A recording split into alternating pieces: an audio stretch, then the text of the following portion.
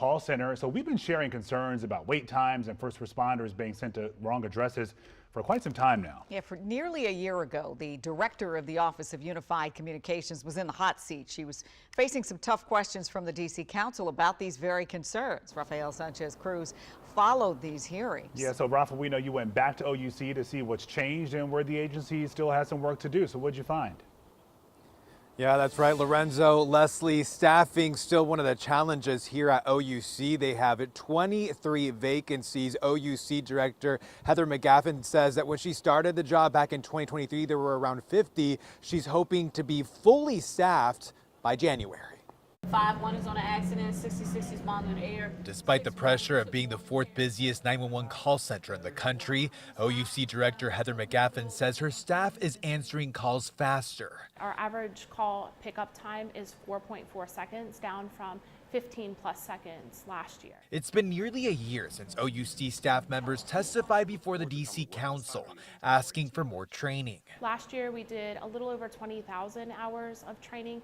This year we were closer to 40,000 hours across all 9 of our divisions. But perhaps the biggest complaint, worker burnout. You expect somebody who's already been there 12 hours, which mentally is 15, and then you just, hey, stay another 4 hours, and if we give any kind of pullback, try to be respectful. It's almost like, oh, it's no big thing, this is what it is. So what's being done about it?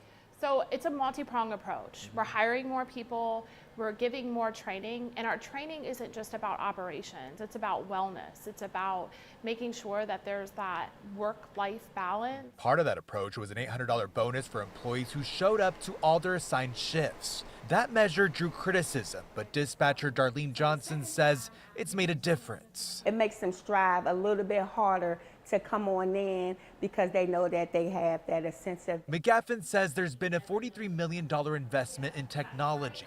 Part of that helps her staff find the location where people are calling from quicker and more accurately. When they give us the address, they're right there. I mean, it's a bad feeling when they don't answer. Last month, a DC firefighter said he had to call his own crew for help because he was put on hold when he called 911 after being shot. It's an automated system, just repeating, we'll get you when we get you. Incidents happening are highly unpredictable. McGaffin says that night there were 16 members on staff, and they received 20 calls about the shooting alone, which means some callers had to wait. I keep our minimum staffing at 17 for night shift to make sure that we can answer calls on the busiest nights here in the district.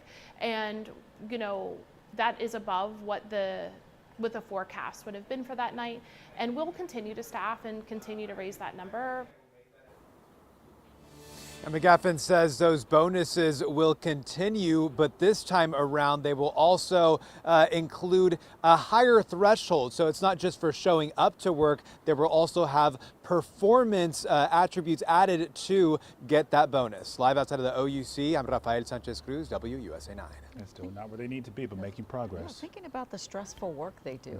These are people taking calls from folks who are having the worst day of their lives and having to do it for hours and hours and hours on end. That was deeply insightful, Rafa, to get the numbers of what the staffing is and what it should be and what it is at night. It's really important information.